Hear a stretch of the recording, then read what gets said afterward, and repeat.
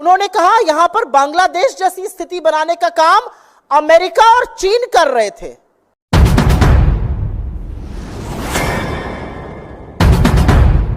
हिंदुस्तान की सरजमी पर अस्थिरता पैदा करने का काम दो विदेशी ताकतें अमेरिका और चीन कर रहे हैं।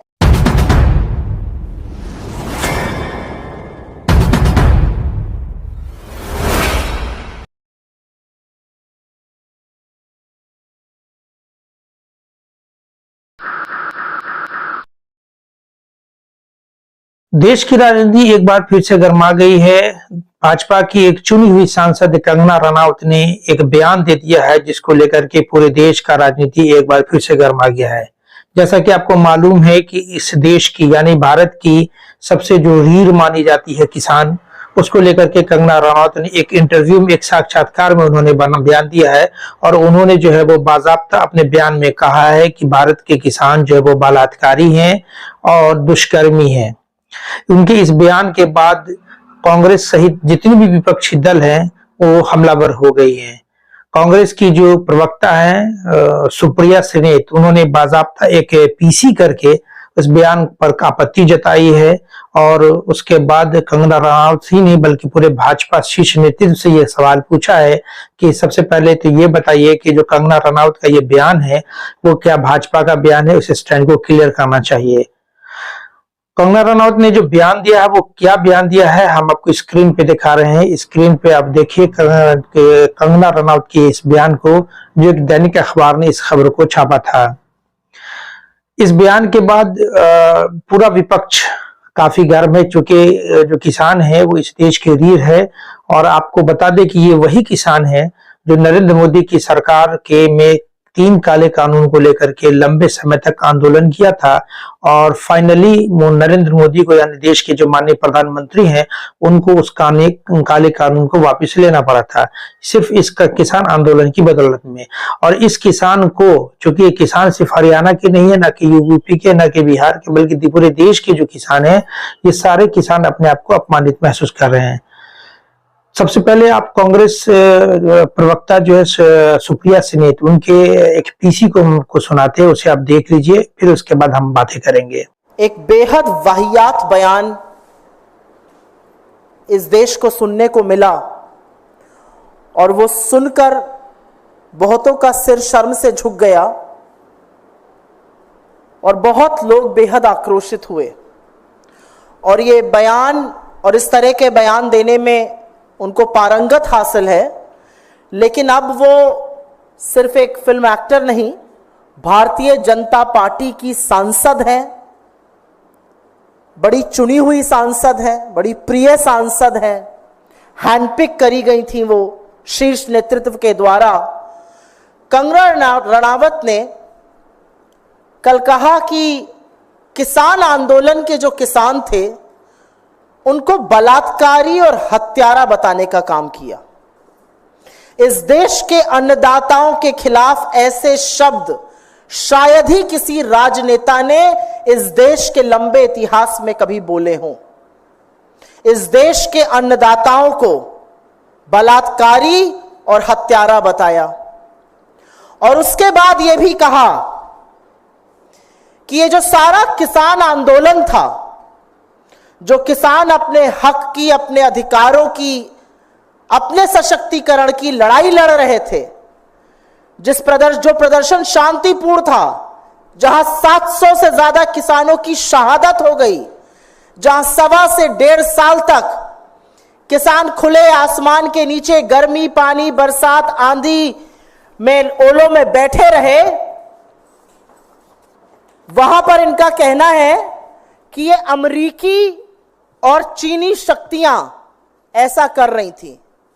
अमेरिका और चीन हमारे देश में दखलंदाजी कर रहा था, अस्थिरता पैदा कर रहा था किसान आंदोलन करा के। तो जाहिर है इस पर आक्रोश होना था। जाहिर है इस देश की रीढ़ की हड्डी किसान है। जाहिर है कि जो किसान धरती का कलेजा फाड़कर अन्न उगाता है, उसको चिंता नहीं कि गर्मी हो, आंधी हो, पानी हो, बरसात हो, ओले हो, वो अन्न उगाता है, हमारा पेट पालता है, उस किसान को अगर बलात्कारी और हत्यारा कहा जाएगा तो आक्रोश होगा। और एक बात यह भी सच है कि किसान चाहे पंजाब का हो, चाहे हरियाणा का हो, चाहे उत्तर प्रदेश का हो, चाहे कर्नाटका का हो, यह सम्मान तो कोई नहीं सहेगा। तो आक्रोश बहुत हुआ और सवाल हुआ बीजेपी से कि क्या ये आपकी सांसद कह रही हैं या ये आपका आधिकारिक स्टैंड है? क्या आप भी आंदोलन करने वाले किसानों को, हक के लिए लड़ने वाले किसानों को हत्यारा और बलात्कारी बताते हैं? क्या ये आपकी सरकार का मत है? क्या ये आपका मत है? अपना स्टैंड क्लियर कीजिए। तो आज एक रेयर मूव में, क्योंकि हरियाणा का चुनाव भी पास में है और आगामी हार तो ऐसी है कि चुनाव टालने की मांग हो रही है। पता है कि 240 पर लाकर देश के मजदूर और किसानों ने सबक सिखाया है, अभी हरियाणा बिस्तर बोरिया बंधवाने वाला है। तो एक स्टेटमेंट आया भारतीय जनता पार्टी की ओर से जिसमें कहा गया कि किसान आंदोलन के परिप्रेक्ष्य में दिया गया बयान पार्टी का मत नहीं है, उनसे गहरी असहमति है इस बयान से और नीतिगत विषयों पर बोलने के लिए ना वो अधिकृत है, ना उनको अनुमति है और उनको निर्देशित किया गया है कि वो इस प्रकार के बयान भविष्य में ना दें। तो हमारे इस मंच से कुछ सवाल हैं। आपकी चुनी हुई सांसद है, चहेती सांसद है, बड़ी लोकप्रिय है आप लोगों के पार्टी में। अगर ये उनका मत नहीं है, अगर आपकी पार्टी का ये मत नहीं है, तो निकाल बाहर करिए ऐसे सांसद को। ये मैं हृदय से माफ करने वाली राजनीति अब नहीं चलेगी 2024 में। प्रज्ञा ठाकुर गोडसे की पुजारी को हृदय से माफ नहीं कर पा रहे थे, अब ये हमारा मत कह के पलड़ा झाड़ने हम नहीं देंगे। अगर ये आपका मत नहीं है तो इस देश के किसानों के खिलाफ जिसने इस तरह की बात की है उसको किसी कीमत पर संसद में बैठने का हक नहीं है। निकाल बाहर कीजिए अपनी पार्टी से, हाथ जोड़ के माफी मंगवाइए किसानों से, और अगर ये सब कुछ नहीं कर सकते तो आप खुद माफी मांगिए इस देश के किसानों से। ये तो बात किसानों के बारे में हो गई। उन्होंने एक अत्यंत विचलित करने वाली बात आगे भी कही थी जिसका मैंने उल्लेख किया है। उन्होंने कहा यहां पर बांग्लादेश जैसी स्थिति बनाने का काम अमेरिका और चीन कर रहे थे। तो हमारा सवाल है कि नरेंद्र मोदी की नाक के नीचे क्या वो इतने कमजोर हैं कि इस देश में अस्थिरता पैदा कर रही हैं विदेशी शक्तियां? तो इस पर पार्टी तो नहीं बोल सकती है। इस देश के विदेश मंत्रालय को, इस देश के गृह मंत्रालय को इस पर जरूर बयान देना चाहिए, जरूर स्पष्टीकरण करना चाहिए, क्योंकि हम भी परेशान हैं। आपकी सांसद कह रही हैं कि हिंदुस्तान की सरजमी पर अस्थिरता पैदा करने का काम दो विदेशी ताकतें अमेरिका और चीन कर रहे हैं। इस पर आपका क्या मत है? क्या यह सच है? अगर सच है तो आपने क्या कदम उठाए हैं? आपने क्यों नहीं इस विषय को साझा किया है? और अगर यह झूठ है तो इसके खिलाफ भी, इसकी मुखालफत करते हुए भी सरकार के मंत्रालयों की तरफ से बयान आना पड़ेगा। यह हल्के में नहीं ली जा सकती है बात। सत्तारूढ़ दल की एक सांसद कह रही है कि अमेरिका और चीन भारत में परिस्थितियां बिगाड़ने की, अशांति पैदा करने की, अस्थिरता पैदा करने की साजिश कर रहे थे। इसका जवाब कौन देगा?